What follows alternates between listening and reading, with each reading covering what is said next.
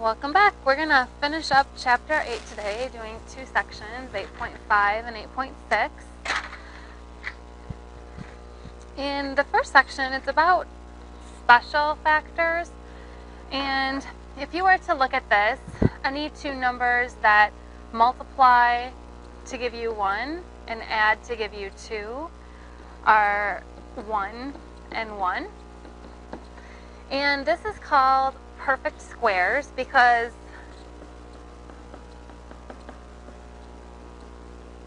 we could write this as x plus 1 squared. In the next one, the two numbers that multiply to give you 49 that add to give you negative 14 are negative 7 and negative 7. Again, that's perfect squares because we could write that as x minus 7 squared. Now, this is where it gets a little bit different. If you look, remember, actually we haven't done this. This is a perfect square. It's 3 times 3. And this is a perfect square, 2x times 2x. So this factors into 2x plus 3 times 2x plus 3. Now, if you FOIL that out, you're going to notice that you get 4x squared plus 6x plus 6x plus 9. If you think about ax squared plus bx plus c, our a, this b would have to be double the square root of a and the square root of c. How this is factoring is it's the square root of a plus the square root of c.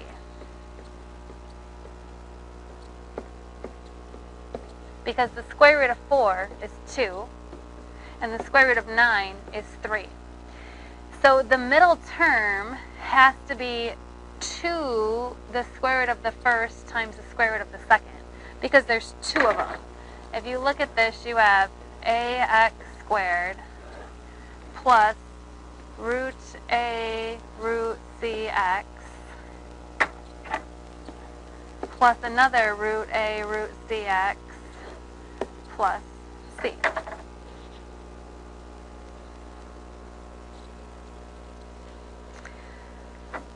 So the answer for this is 2x plus 3 squared. If you look at the next one, the middle term is 0, so it has to add to give you 0, and the back term is negative 4. That means it's going to be 1 positive and 1 negative. That's how you add to get 0. Now, the square root of the first term is 5, so 5x plus 2, 5x minus 2. This square root is going there. This minus means you have 1 plus and 1 negative. And this square root is going there. This is called the difference of squares.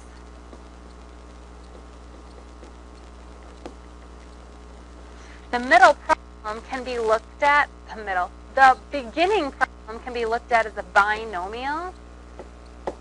And when you have a binomial with perfect squares, you can always break it up into 2 parentheses, 1 with a plus, 1 with a minus.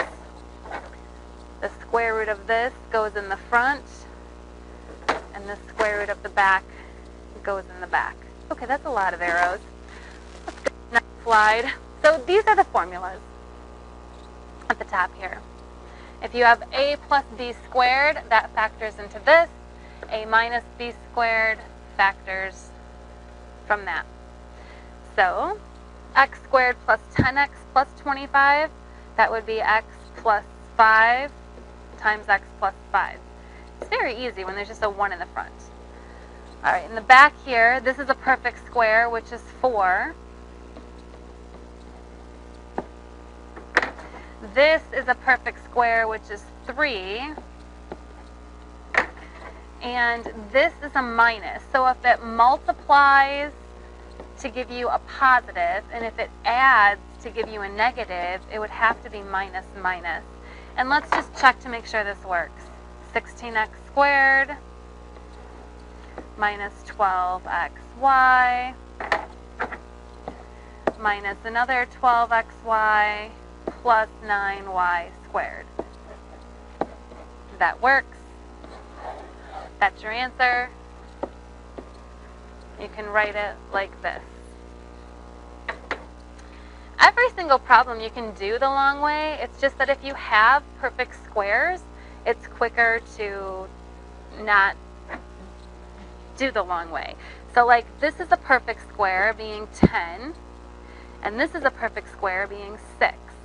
Now, this is a binomial. That's only two terms. It multiplies to give you a negative, and it's adding to give you 0. Like I could rewrite this as 100x squared plus 0x minus 36. So it adds to give you 0. So I have my 10x and my 6, and then my signs are one positive and one negative. That means the middle two terms will cancel out, and you'll end up with 100x squared minus 36. All right, the next problem, I'm going to rewrite this over here so I have more space. 81c squared minus 4d squared. This is a perfect square, 9c times 9c. This is a perfect square, 4d times 4d. So I'm thinking that my factored form is going to be 9c plus 4d and 9c minus 4d. One is a plus and one is a minus because it multiplies to give you a negative, and it adds to give you 0, because that again is 81c squared plus 0cd minus 4d squared. So that's my factored form, and that does work. And the last problem on this page, that factors, that's a perfect square, 5m squared times 5n squared. That's a perfect square, 3n times 3n. So this would be 5m squared plus 3n, and then 5m squared minus 3n. That will give you that.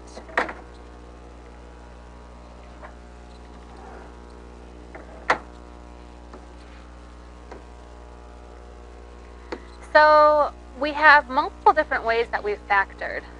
The first way we've factored is just looking at something and saying, well, every single one of these have a 3 in common, so I can take a 3 out, and I have x squared plus 5x minus 2. This is not factorable anymore because there are not two numbers that multiply to give you 2 and add to give you 8. So I know that we are done.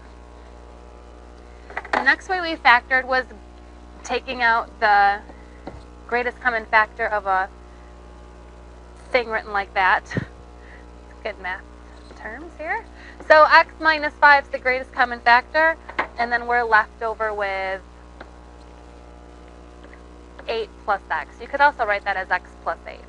So that would be the factored form. This was gotten from the grouping method, which we'll go over now. So the third way we factored was with grouping, where we grouped the first two and the last two, took out the greatest common factor. So this would be 3a squared left over with 4a minus 3. This would be 5 left over with 4a minus 3. And then we're right back to the problem just that we did above here. So we have our 4a minus 3, which happens to be the exact same. That's what we want. That's fantastic. And we have the 3a squared plus 5 left. So that's the next type of factoring. And then we had the grouping where the parenthesis wasn't exactly the same. So we took out a negative, and then we could write that as x minus 3. And now the parentheses are the same. So our x minus 3 comes out, and we're left over with 8 minus x. And then we did the diamond puzzle, two numbers that multiply to give you a negative and add to give you a negative 3. So multiply negative 40, add negative 3. And if you didn't know this, you could think of a factor tree of 40. The bigger number is going to have to be a negative. Negative 40 and 1 won't work. Negative 20 and 2 won't work. Let's see, negative 4, negative 10 and 4, that won't work. 8 and 5. So negative 8 and 5. So because negative 8 and 5 are our answer, our factored form is x minus 8, x plus 5. And you could have the x plus 5 first. It doesn't matter the order, as long as the parentheses are the same.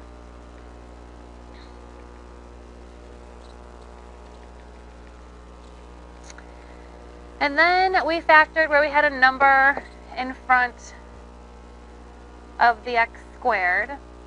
So we multiply the first times the last. So that's negative 60. So it multiplies to give you negative 60, and it adds to give you negative 11.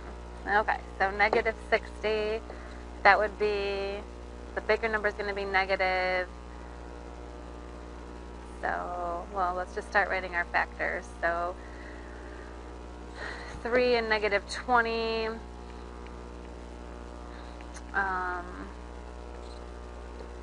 4 and negative 15. 5 and negative 12.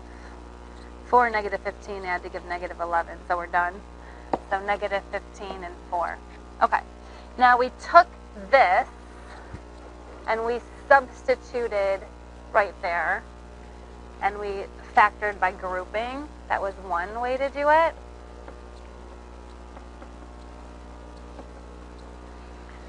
So again, this piece right here is from right here, and we're going to factor by grouping.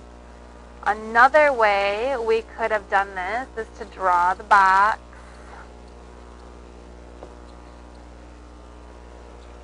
And we have our 6n squared and our negative 10. That comes from right here. And then our negative 15n and our 4n can be written in either of these boxes. And we're going to fill in the exteriors. So if this is 6, I would need a 2n here and a 3n here. I know I need a 2n because I have to get a 4. And 2 times 2 is 4. So now I have my 3n going to my negative 15. So this would have to be a negative 5. And then does negative 5 times 2 give me 10? Yes. So my factor is 3 plus 2. And then 2n plus negative 5. Or you could have 2n minus 5. If you did the grouping, the greatest common factor here is 3n. We're left over with 2n minus 5. The greatest common factor here is 2, and you're left over with 2n minus 5. You can see the 2n minus 5 is the same, and then your leftover business, the 3n plus 2, you would put there. So these are the exact same answers, either by using the box or grouping. Okay, then the last two examples that I just showed you are the perfect squares. So this is a perfect square, 2 times 2. This is a perfect square, 3 times 3. And I just have to check to make sure this is 2 times the first perfect square times the last. And if it is, it works, and it is. So this would be 2x plus 3y times 2x plus 3y. And then the binomial one, this is 11a, and this is 7b. So it would be 11a plus 7b and 11 a minus 7b. One has to be a plus and one has to be a minus so that you're ending up with that middle term of 0. And if by chance this is a minus right here, these would both be minuses. That way you would multiply to get a positive, add to get a negative, negative, negative. Okay, that was kind of a lot of information in one slide. All right, we're going to just go through and factor a few random sample ones. So the first thing you're thinking of is, can I take out a greatest common factor? Or do I have something special, like the difference of squares? And this is just the last two problems that we did. After you've gotten the greatest common factor out, then you would think, okay, if I have 3 terms, do I have perfect squares, or should I go through the diamond puzzle and solve it? And if you have 4 terms, you're going to look for the greatest common factor first, and you're also going to focus on grouping and then taking the greatest common factor out. So this is our first problem. The first thing I see is it's a trinomial. So I'm going to see if there's a greatest common factor, and by golly, there is. It's a 2.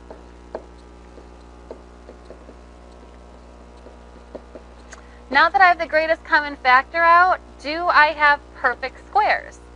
5 is not a perfect square, 16 is, but 5 is not, so this will not work. So now I'm going to do the diamond puzzle. This is the long way of factoring. So 5 times 16 is 80. So it's going to multiply to give me 80 and add to give me 24. So my two numbers are 20 and 4. So I'm going to either do this by grouping now or make the box. So you can either rewrite this whole problem, now don't lose your 2 here, as 5x squared. Instead of the 24, we would have 20x plus 4x plus 16. Or you can draw your box with your 5x squared, your 16, and then one of these is a 4x and one is a 20x. Both of these will give you the same answer. It's a good way to test yourself, to check yourself, and to test yourself. All right, if we're going to solve by the box method, one of these would have to be a 5. It would have to be this one because 5 needs to multiply to get the 4. So 1 times 4 gives me 4x. Okay, so therefore 5 times 4 gives me 20. And does 4 times 4 give me 16? Oh, this is looking lovely. So our factors are 5x plus 4, and then x plus 4. If you solve by grouping, we'd group the first 2 and group the last 2. Greatest common factor of the first 2 is 5, left over 5x, left over with an x plus 4. I'm going to just bring this 2 down and leave it out front. I might make a little box like this. And the greatest common factor here is 4 with an x plus 4 left over. So inside here, my x plus 4 is the same. I'm going to keep the 2 out front. I've got the x plus 4, and then I've got 5x plus 4. All right, so I just realized that I lost the 2 there. So I need to make sure I don't lose that. In fact, I was thinking about writing like a 2 up here to remind myself that there's a 2 out front. So that's important. It's just so exciting when you finish the box. All right, looking at the next problem. This is a trinomial, 3 terms. There is no greatest common factor. There is not perfect squares, so we're going to do the diamond puzzle. So 2 times 4 is 8. So it has to multiply to give me 8 and add to give me 5. Factors of 8 are 1 and 8, 2 and 4, and that's it. No factors add to give you 5, so this is prime. You cannot factor this. And what that means is this is going to be some sort of exponential floating up in the air with no x-intercepts. If you remember from the last book, the factors give us our x-intercepts, so that doesn't cross the x-axis. All right, this is a binomial with two terms. The first thing I'm going to look at is what's my greatest common factor. I can take out a 2, I can take out 2 x's and 2 y's. Because I have 2 x's and 2 y's, these are bigger. So if I take that out, I have 4x to the 4th minus 9. Now I'm not done, because this right here is still factorable with the difference of squares. This is a perfect square, 2x squared times 2x squared. This is a perfect square, 3 times 3. So this whole thing factors into 2x squared plus 3, 2x squared minus 3. One's a plus and one's a minus because it adds to give me 0, multiplies to give negative 9. I need to not forget my greatest common factor out front, and this is my final form of that factor.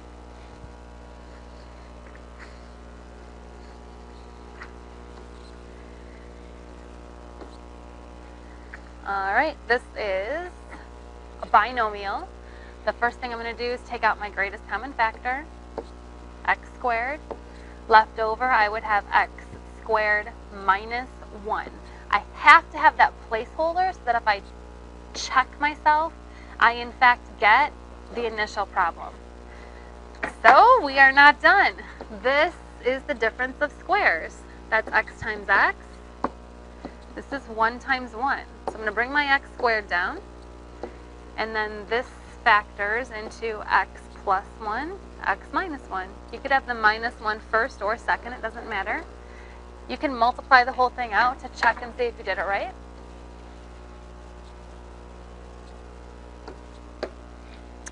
I have 4 terms. The first thing we're going to do is see if there's a greatest common factor. And there is,